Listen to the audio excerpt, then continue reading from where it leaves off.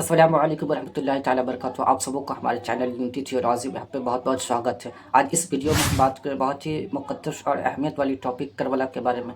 आज हम जाने करबला से हम क्या पैगाम ले सकते हैं। आज इस वीडियो में हम करबला से जो अहम पैगाम के बारे में बात करेंगे और आज माशरे में जो करबला के नाम पे, मुहर्रम के नाम पे, इमाम हुसैन के नाम पे जो अहम बुराइयाँ हैं जिसको आप देखेंगे, नोटिस करेंगे, थियोलॉजी ऑफ यजीद से मिलता जुलता है। आज इस छोटे से वीडियो में हम इस अहम मौजू पे बात करेंगे। इस वीडियो को स्टार्ट करने से पहले आपको डिस्क्लेमर दे दें कि हम एक तालिब इल्म हैं और तालिब इल्म के हैसियत से आपको हम अलग अलग रिसोर्स से, अलग अलग रिसर्च से और ग्राउंड लेवल पर देखकर अपनी अक्ल और शऊर के मुताबिक आपको जो भी वीडियो दे रहे हैं वो इंफॉर्मेशन के तौर पे दे रहे हैं। और ये वीडियो जो आपके लिए होगा इंफॉर्मेशन होगा। आप इस वीडियो को देखकर, समझकर, बूझकर जान सकते हैं, सीखने को बहुत कुछ आपको मिलेगा। लेकिन बता दूं कि इस वीडियो में हम जो भी चीज़ें बता रहे हैं वो एक तालिब इल्म की हैसियत से बता सकते हैं, जिसमें बहुत सारी चीज़ें या कुछ चीज़ें एरर के तौर पे होंगे तो उसे आप ट्रैक भी कर सकते हैं। और जो उलमा हज़रत इस वीडियो को देखेंगे, जो मुक़द्दस उलमा है, मुक़द्दस शख्सियत है, वो इस एरर के लिए आप हमें इस्लाह कर सकते हैं कमेंट सेक्शन में।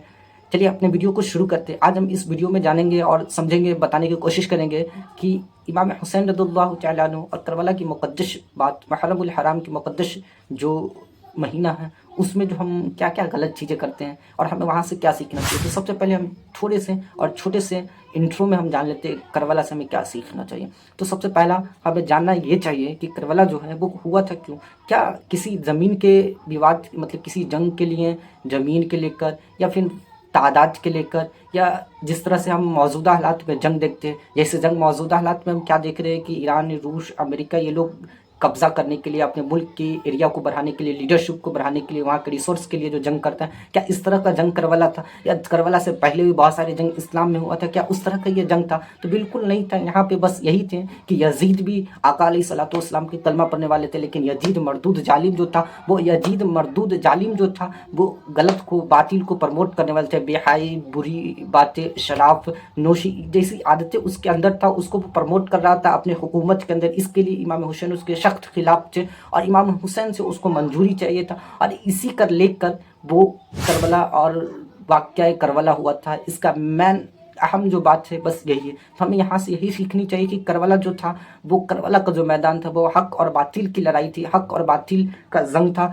इसमें हमें कोई जो है आम जंग की तरह नहीं है, जो जंग होता है मुल्क को कब्जा करने के लिए, मुल्क को एरिया बढ़ाने के लिए, बस हक और बातिल था। कि बातिल को प्रमोट करने के लिए यजीद आया था, हक को प्रमोट करने के लिए इमाम हुसैन आया था। और आज हम देख सकते हैं मौजूदा हालात तक, क़यामत तक देख सकते हैं कि जंग जो करबला की हुई थी उसमें हक जीत गया, बातिल जीत कर भी हार गया है। बस हक जो था उसकी तादाद अहले बैत यानी 72 की तादाद थी, और हज़ारों हज़ार का लश्कर जो बातिल का था वो हज़ार के लश्कर में होकर, तादाद में ज़्यादा होकर भी जीत कर भी हार गया। क्योंकि आज मौजूदा हालात में बातिल यजीद के मानने वाले एक शख्स भी नहीं है, लेकिन इमाम हुसैन के मानने वाले हज़ारों हज़ार में हैं, लाखों में हैं, करोड़ों में हैं। इतनी है कि जितनी आप सोच नहीं सकते, उतनी मोहब्बत करने वाले इमाम हुसैन से। तो यहाँ से हमें सीखनी चाहिए कि हज़ारों हज़ार के लश्कर में 72 जो होता है वो 0.1% होता है। तो करबला के मैदान में 0.1% हक गया था उससे लड़ने, और हक आज जिंदा है। देख सकते हैं अरबों खरबों अरबों इतनी तादाद में मौजूद है हक को मानने, हक को बताने, हक को जानने वाले। और मुहर्रम भी हम इसी हक के लिए मनाते हैं। तो यहाँ पे हार क्या गया? तो यजीद की जितनी भी थियोलॉजी थी, यजीद की जितनी भी बुराई थी वो हार गया है। तो पहली बात ये है कि 0.1% भी होकर भी अगर हम हक को प्रमोट करते हैं तो हमें करबला से यही सीखना चाहिए, करबला से यही जानना चाहिए कि 0.1% होकर भी हम जीत सकते हैं। वो हमें बताया, मालूम कहाँ से चलता है? वो करबला से।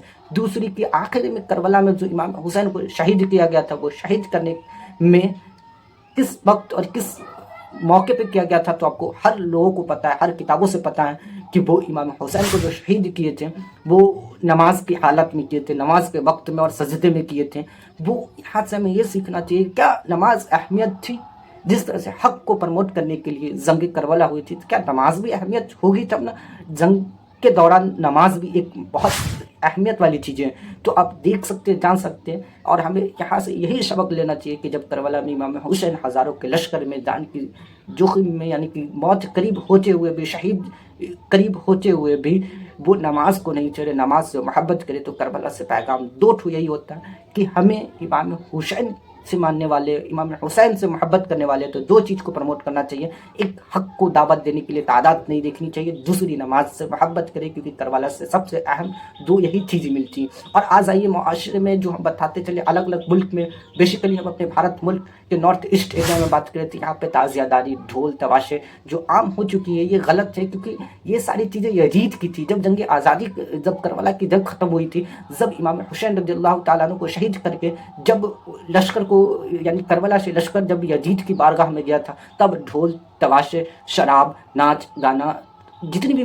برائی والی چیزیں تھی وہ یزید کے لشکر میں یزید لوگ کر رہے تھے. آپ دیکھ سکتے، کتابوں سے جان سکتے ہو، علماء سے سن سکتے ہیں، تو یقیناً دیکھ سکتے ہیں کہ آج جو ہم کر رہے ہیں وہ تھیولوجی آف یزید ہے. اور اس تھیولوجی آف یزید سے ہم محبتیں، امام حسین کے محبت کبھی نہیں منا سکتے، عاشق حسین کبھی نہیں بن سکتے. محرم کے مقدس مہینے میں جو حق کو زندہ، حق کو پروموٹ کرنا ہے، اس کے لیے ہے. یقیناً طور پہ اس ویڈیو سے آپ کو کچھ نہ کچھ جانکاری ملی ہوگی. یہ حق ہے اور تھیولوجی آف یزید ہے. ان چیزوں کو جو بھی کرے، جو بھی شخص کرتا ہے اس طرح کی چیزیں، وہ یزید کے تھیولوجی، یعنی کہ کربلا کے جو دن، کربلا کے جو مومنٹ ہے، یعنی کہ 10 محرم الحرام، جو اس 10 محرم الحرام کو جو اس طرح کی چیزیں جو کرتا ہے، وہ یقیناً تھیولوجی آف یزید ہے. کیونکہ اس وقت یزید اس طرح کی چیزیں کر رہا تھا، تو یزید کو جو پرموٹ کرے گا وہ جان سکتا ہے وہ باطل کو پرموٹ کر رہا ہے. چاہے 0.1% کرے یا 100% کرے، وہ کہیں نہ کہیں یزید کے تھیولوجی کو پروموٹ کرے. اور یزید کے تھیولوجی کو پروموٹ جان بوجھ کر کرے یا غلط کرے. کیونکہ